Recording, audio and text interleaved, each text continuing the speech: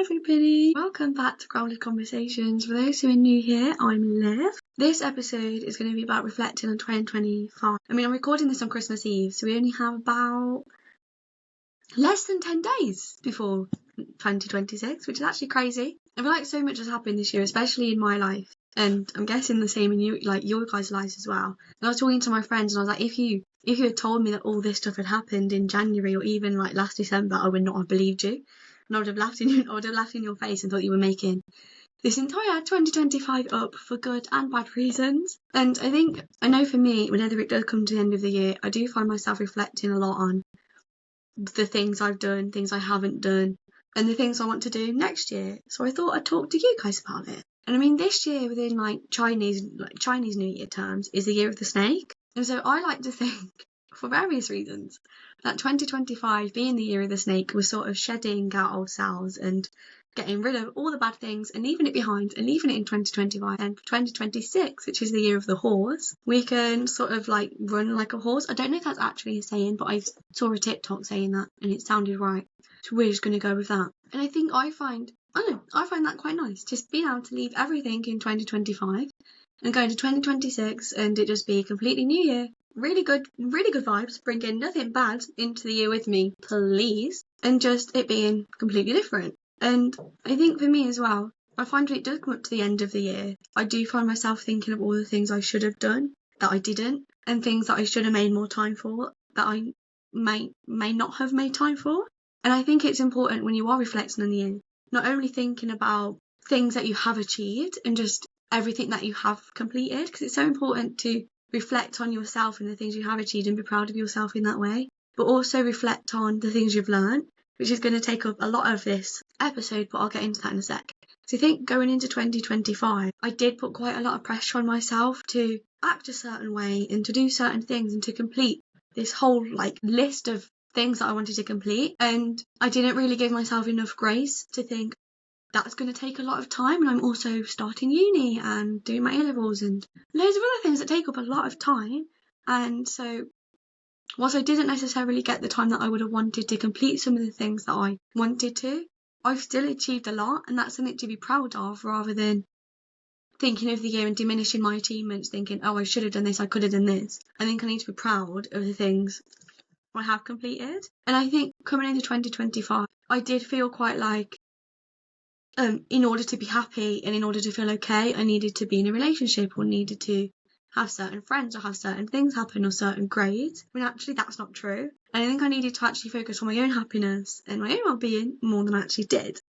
And I think carrying on from that, some of the lessons I have learned from this year, a really big one was to be my own biggest fan, because I think it's really important to cheer yourself on. And I think I do have a podcast episode on this about being your biggest fan, because it's so important, and I don't stress it enough.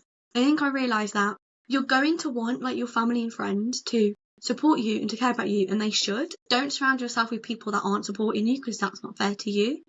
But I think at the end of the day, you need to be your biggest fan, and you need to be the one that's so delusional and so confident in yourself and the things you can do, that you go and achieve those things, and that you're the one saying to yourself every morning, right, I'm going to go do this today and I'm going to be amazing at it, rather than doing what most people do and what I do a lot, beating yourself up about it and being your actual worst enemy. I think it's so important to learn to give yourself a little pep talk here and then, and to cheer yourself on, to believe in yourself, and to be a fan of yourself. Because if you don't like yourself, then it's your life. You matter the most in your life, and so if you don't like yourself, what are you doing? And I think I realised how important it is to me that I am doing things to make myself like myself. And that sounds a bit weird, but I think it's so important to me as well to cheer myself on and to believe in myself, especially even with this podcast. When I talk about it, sometimes there are people that are like, why are you doing that? Isn't that a waste of time? You're not going to get anywhere with it. And while that can be a lot, and it can be easy to internalise that and to believe what other people are saying, it's so much more important to be like, no, actually, I can do that.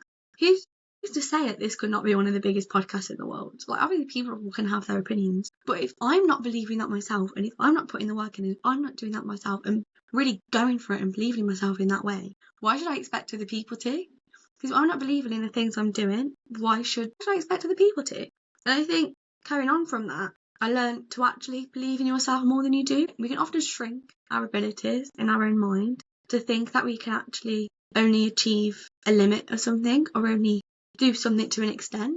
When actually we can complete and do a lot more than we think, and we have to give ourselves credit for that, because you can do a lot more than you think you can. You just have to believe that you can do it and push yourself to do it, and you'll do a lot more than you think you can. You just have to trust yourself and believe in yourself and go out and do it, I guess. Yeah, I think you have to be your biggest fan, and you have to believe in yourself that you can do anything you put your mind to. And I think that was a big lesson that I learnt this year, that actually, no matter what people are telling me, and no matter what it seems, what my environment is telling me and doing, I can still go out and complete the things that people are telling me I can't, and I can still do it in such a way that's, I don't know, just do it in such a way that's actually makes myself proud and makes myself believe, yeah, I can do this and I can do a lot more than I can because I'm great, and that's amazing. And it's amazing that I think that, but it's hard to, you have to sort of put the work into that. But I think it's very important that you are your own biggest fan, that you do believe in yourself. And it's a big lesson I learnt this year.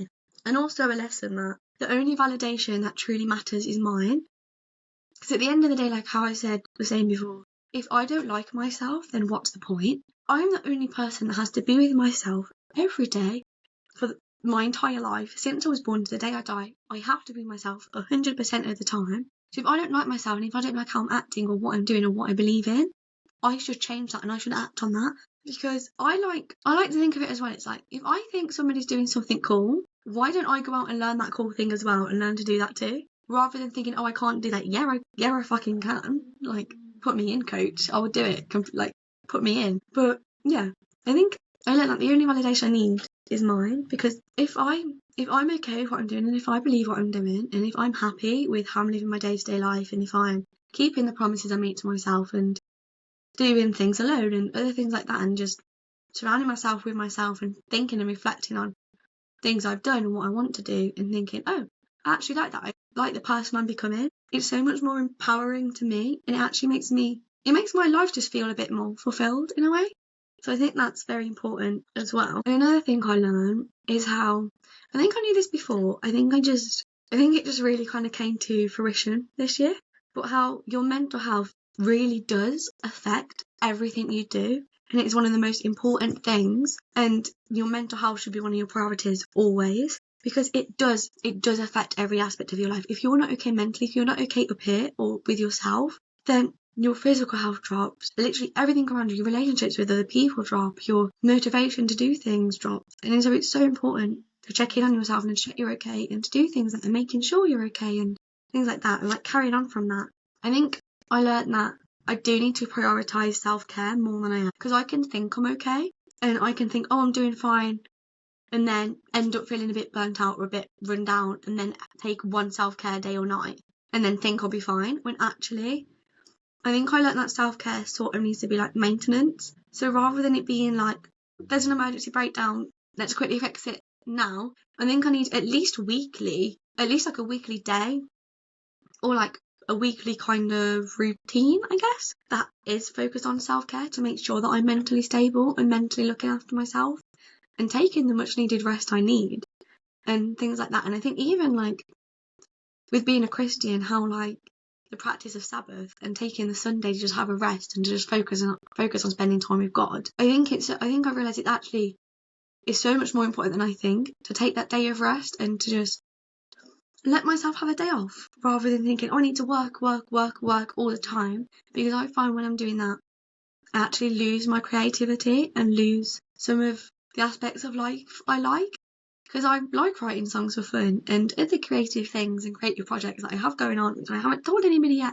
But yeah, I think it's so important to sort of see mental health and to see self-care as sort of maintenance, rather than something that if when you reach rock bottom, you have to all of a sudden fix. Carrying on from that, I think I realised the importance of visualisation and the happy feeling you feel when visualising. I think I knew about visualisation before and how it's important to visualise how you feel in life, whatever that is. I like to visualise like things I want to achieve, but also self-care days, and just using visualisation and meditation as well. And I'm not doing that as much as I should, which is why I need to use self-care as maintenance rather than when I break down. But I've learnt that now, so we can bring that into 2026. Anyways, but I think I realised the importance of visualisation and everything, because I knew how important it was before and how it can help you manifest and everything else.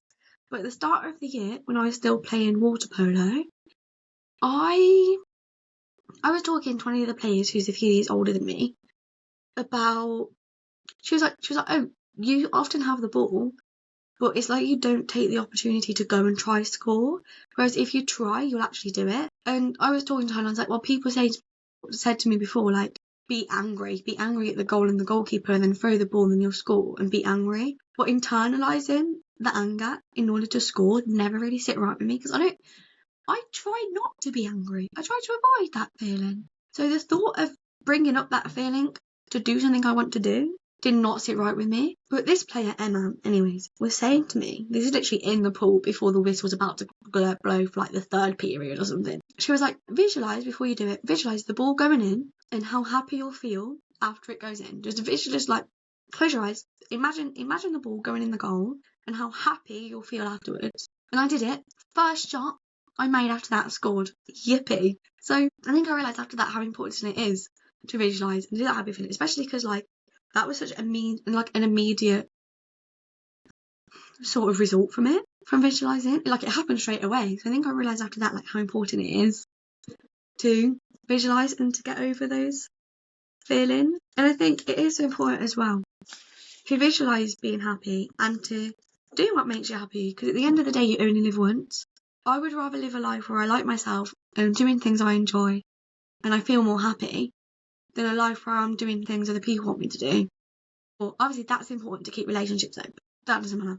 But I think it is, I'd want to live a life that I'm doing things that make me happy, just in general, because you only live once. So why do things that make you miserable? Like, go out and do the things that scare you. Go out and do things that you've always have been curious about but haven't actually got into. Just try as much as you can and be curious and be excited and make the most of your life, because you only live once and it goes quicker than you think. And I think I find this as well. I can get so in my own head about exams and friendship dramas and everything like that I forget to focus on my own happiness and on myself.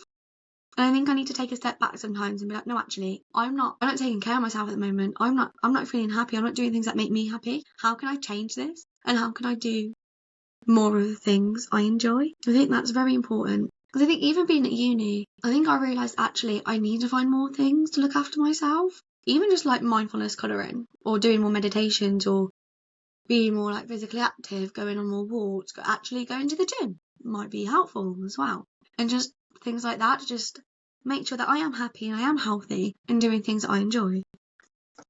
And again, like, do things that scare you sometimes, and don't be scared to do things alone. Like, it's not as bad as you think and you'll feel so much more confident. And also, I learned people care a lot less than you think they do. People are so stuck in their own heads and in their own selves and how they look and what they're doing and what other people think of them.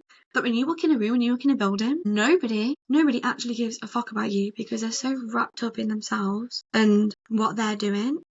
They don't actually care. So do whatever the fuck you want because nobody's noticing, nobody cares because they're all, like, be honest, how often have you actually noticed what people are properly doing around you unless you're concerned? So, exactly. So just do whatever you want because nobody cares as much as you think they do. And it's fine to embarrass yourself sometimes. It's fine to joke around and have fun. Just make sure you're happy and do whatever the fuck you want. Because, again, whose opinion actually matters if you don't like yourself? If you're not having fun, if you're not happy, and if you don't like yourself, who cares about that random girl or that random boy or anything? Like, in the long run, doesn't actually matter that much. We're all gonna die anyways. So go out, have fun, embarrass yourself sometimes. It doesn't matter. It honestly doesn't matter at all. Promise. Honestly, promise. Nobody cares as much as you think they do at all. I think this is moving on a little bit now. I think one of the most important things I learned this year is the importance of accountability. In many ways, I learned this.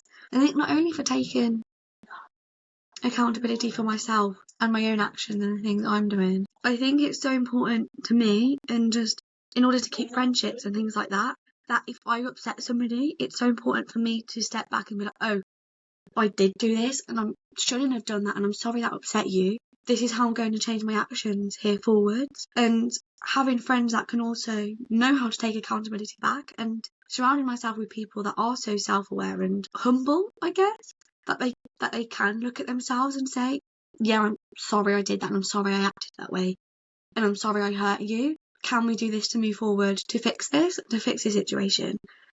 Because when you're around people that aren't accountable and don't take accountability, it's hard to overcome hardships and to overcome when you are going to fall out with somebody, or when things do reach a hard patch in friendships or any kind of relationship.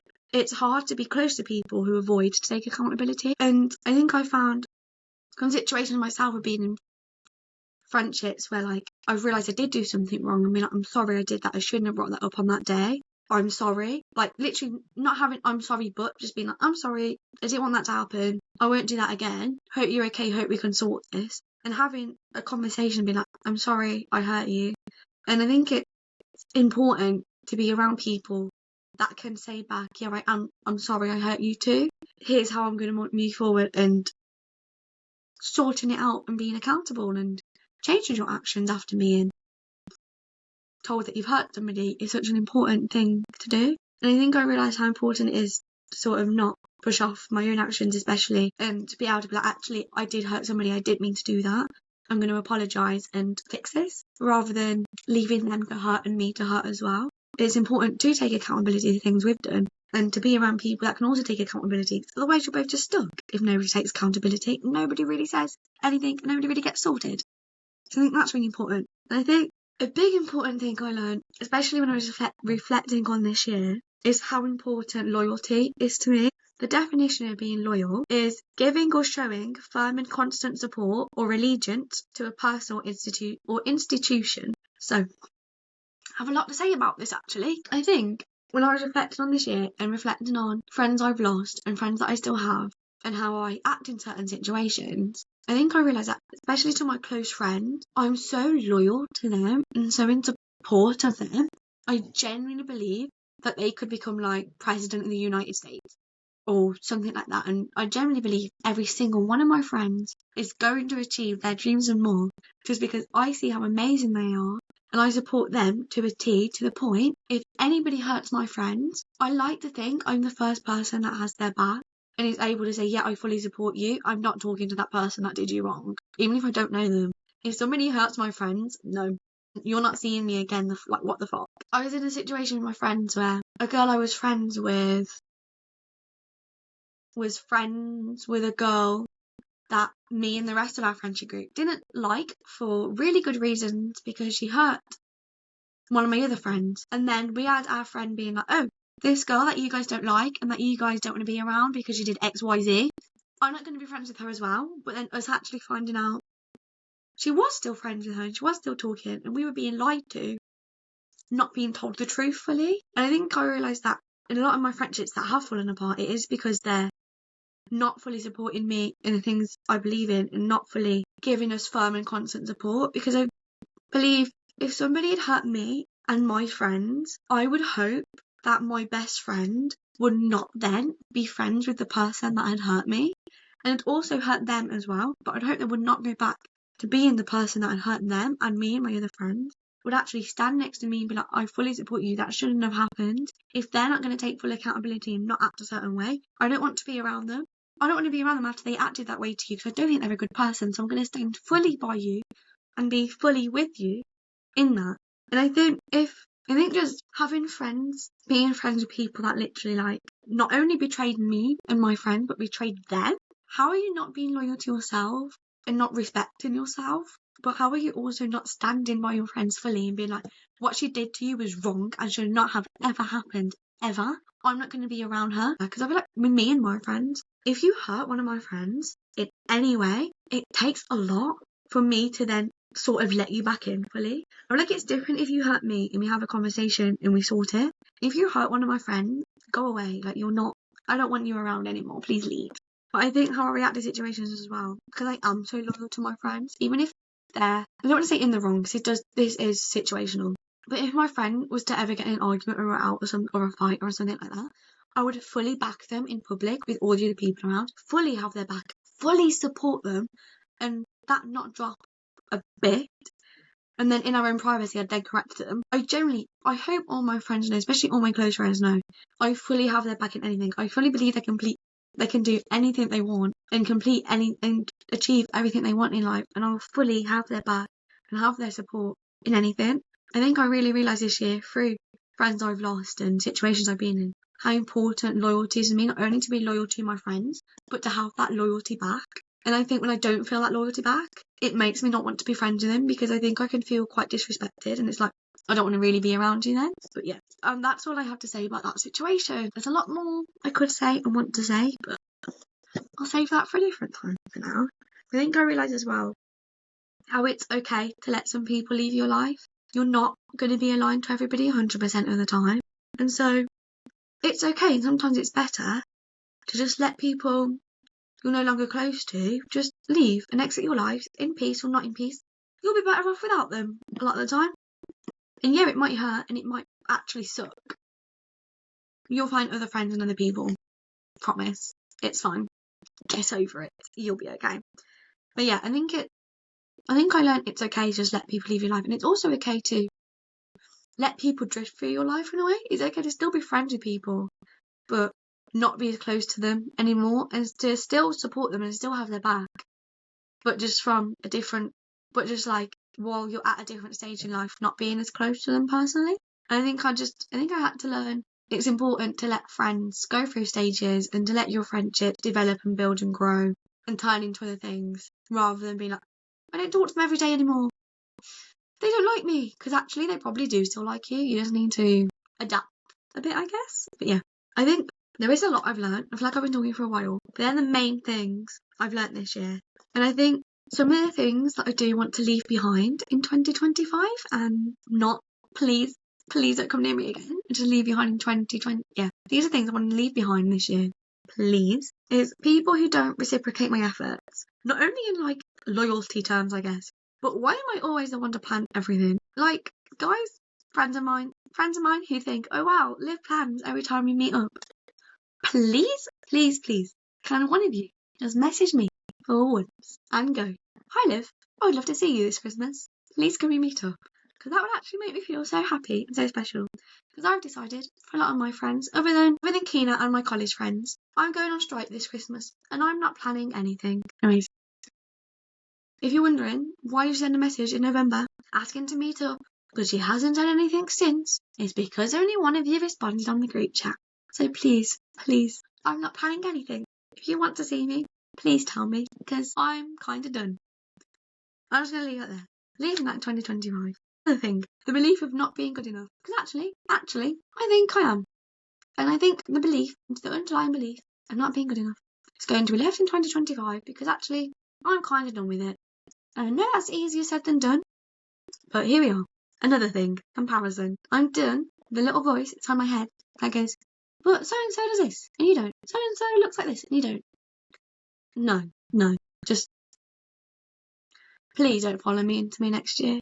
Please don't follow me into 2026. No, thank you. Another one. Saying, I'll do it tomorrow. Because a lot of the time, I don't end up doing it tomorrow. I end up doing it 2 weeks later. So I'm going to leave behind saying, I'll do it tomorrow. No, you won't. You'll do it right. No, maybe not right this second, because then I'll be all over the place. You're going to do that today. Get it done with. Sorted. Don't you think about it again. Lovely. I'm going to be so productive. It's going to be insane. And also get up earlier.